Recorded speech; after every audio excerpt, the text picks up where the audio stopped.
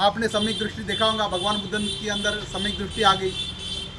बाबा साहब ने आपको देखा होगा कि जो गुजरात में उसको जो ये हो गया था, गुजरात के अंदर वहाँ सम्यक क्या बनाए कृष्णा, गुजरात में वो क्या बोलते उसको, जहाँ बाबा साहब ने वो प्रतिज्ञा लिया था कि आज से मैं अपने समाज का अगर भला नहीं कर पाऊंगा तो मैं अपने आप को गोली से उड़ा दूंगा। बड़ोदरा में संकल्प भूमि।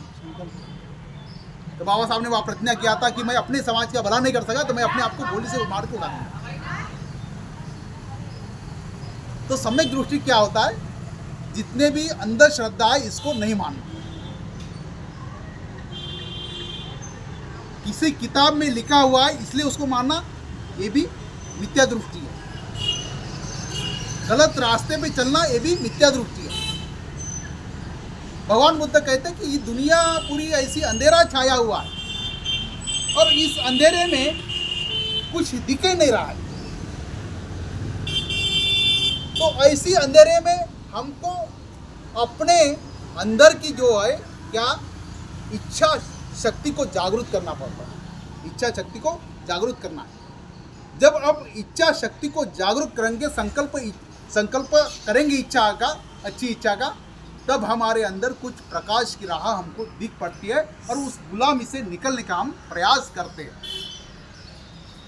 तो सबसे पहले आदमी के अंदर क्या आना चाहिए, सम्यक दृष्टि आना चाहिए।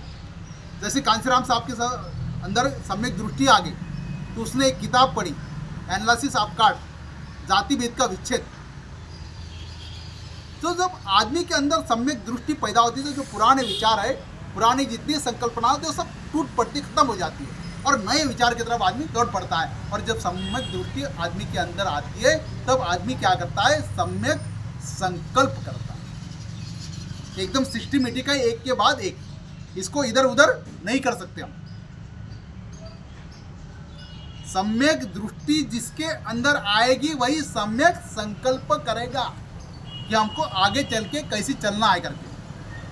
पहले किसी के अंदर सम्यक संकल्प नहीं आ सकता, सम्यक दृष्टि आएगी पहले। सम्यक दृष्टि जिसके अंदर आती है उसी के अंदर सम्यक संकल्प आएगा।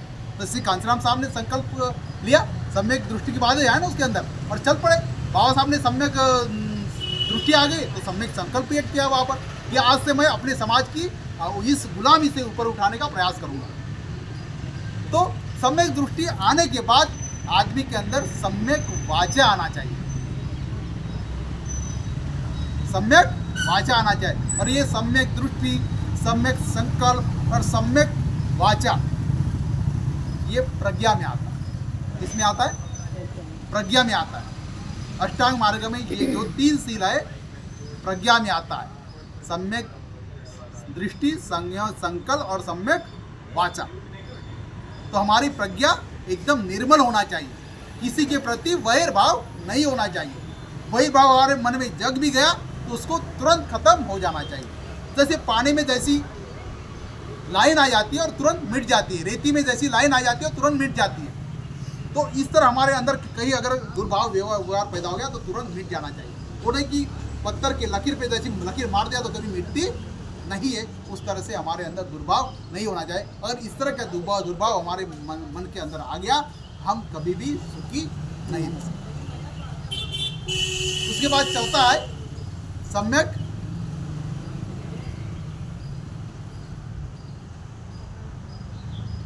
आजीविका।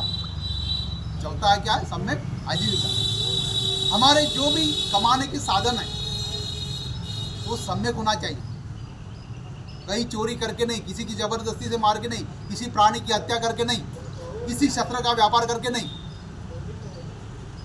अगर आप ये सारे काम करते हैं, किसी प्राणी की हत्या करते, किसी शस्त्र का व्यापार करते, किसी शराब का व्यापार करते, आप ये सब मिथ्या व्यापार में आएगा। ये सब कैसे आएगा, मिथ्या व्यापार में। तो हमको कैसे करना है, सम्यक आजीविका। हमारे कमाने का जो भी साधन है, हमारे पसीने की कमाई, वो एकदम सम्यक होना चाहिए। तभी आदमी को सुख शांति मिलेगी, सुख से जी पाएगा। किसी को मार के, किसी का लूट के हम कभी सुखी नहीं रह पाएंगे। तो इस तरह से सम्यक आजीविका होगी। उसके बाद है सम्यक व्यायाम। हमको जो भी काम करना है वो सम्यक व्यायाम से, सम्यक प्रयास करना है। क्या करना है? प्रयास। सम्यक प्रयास करना है। हमारा प्रयास सम्यक रहेगा तभी हम कुछ काम कर पाएंगे। हमारा प्रयास अगर असम्यक रहेगा, सही से काम नहीं कर पाएंगे, तो हम कहीं भी आगे नहीं बढ़ पाएंगे। और उसके बाद में एक कौन दूसरा भी सम्यक व्यायाम, सम्यक आजीविका हो गया, सम्यक आजीविका, सम्यक व्यायाम हो गया, सम्यक कर्मांत। हाँ, सम्यक कर्म। आपके कर्म जो है, बड़ा है वो तो सबके छोटे छोटे होते हैं। हम आपके कर्म हमेशा सम्यक होना चाहिए। कोई भी काम करिए सम्यक करिए। किसी के द्वेष भाव से कोई कर्म नहीं करना है। काम आपका एकदम सम्यक होना चाहिए। और उसका 7वां है आपका सम्यक स्मृति।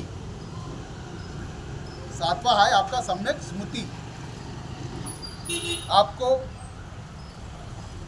जो याद करने की क्षमता है वो बहुत डेवलप करना होगी आपको। सम्यक स्मृति के कई प्रकार इसमें विभिन्न प्रश्न बताया गया है। तो आप अगर सही में आप अपना काम करना चाहते हैं तो आपको सम्यक स्मृति होना बहुत जरूरी है। सम्यक स्मृति के अनुसार आप कार्य करेंगे तो आपका हर कार्य सही होगा और आपके हर प्राणी के प्रति आपकी जो ये है वो बहुत अच्छी होना चाहिए। उसके बाद में लास्ट है सम्यक समाधि। सम्यक समाधि में 2 टाइप की समाधि होती है। एक होती है समाधि और दूसरी होती है सम्यक समाधि।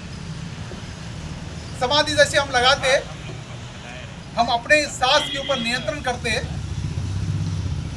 तो हमारा ध्यान कहाँ जाएगा? सांस के ऊपर जाएगा। सांस आ रही जा रही, आ रही जा रही, आ रही जा रही, इसी के ऊपर हमारा पूरा मन टिका रहेगा। लेकिन जैसे हमारा मन यहाँ से हट गया तो वैसे हमारे अंदर विकार आना शुरू हो गए मन में, है ना। हमारा जब सम्यक स्मृति की बात करते हैं हम, तो सिर्फ हम समाधि की बात कर रहे हैं कि समाधि जब भी हम लगाएंगे, हम सांस के ऊपर अपना नियंत्रण कराएंगे तो हमारे अंदर के विकार उसी समय तक नष्ट हो जाते हैं जब तक हम समाधि लगाते हैं। जैसे ही हमारी समाधि लगाना खत्म हो गया, हमारे अंदर सारे विकार फिर से आ गए। तो भगवान बुद्ध कहते हैं कि आपको सम्यक समाधि लगाना पड़ेगा। सम्यक समाधि लगाने के लिए आपको विपश्यना करनी पड़ेगी।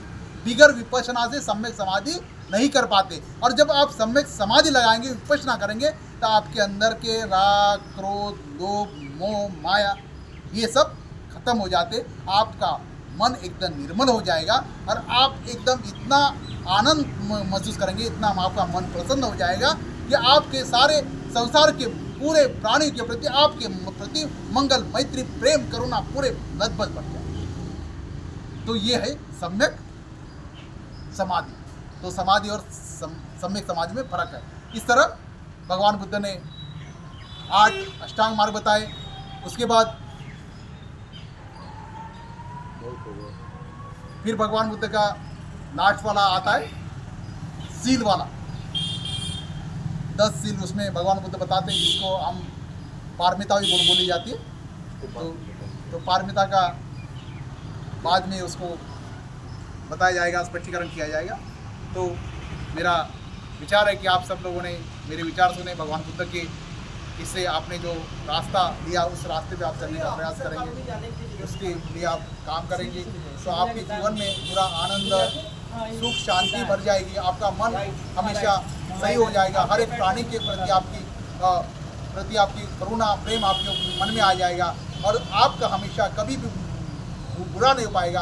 आपका हमेशा अच्छाई हो जाएगा। सारे विकार जब खत्म हो जाते हैं, आदमी अच्छाई की तरफ जाता है, तो आपके सामने प्रकृति भी झुक जाती है और प्रकृति भी आपका साथ देने लग जाती है और सारी मनोकामना आपकी पूरी हो जाती है। तो ये है भगवान बुद्ध का रास्ता। आपने मुझे समय दिया, आपके लिए बहुत बहुत धन्यवाद। तो लास्ट में आप लोग इस वीडियो को ज़रूर देखिएगा कि जो नॉलेज भैया के पास है, हम लोग इनके पास सप्ताह में 2 दिन आते हैं। भगवान बुद्ध का चर्चा, बाबा साहब का जो है करवा को आगे बढ़ाते हैं भैया लोग। इन लोगों से हम लोग को बहुत सीख मिलती है। जहाँ भाई बहन आप लोग रहें, बाबा साहब का मिशन को काम करते रहें, भगवान बुद्ध को धर्म को लेकर आगे बढ़ें। इसी के साथ जय भीम, नमो बुद्धाय।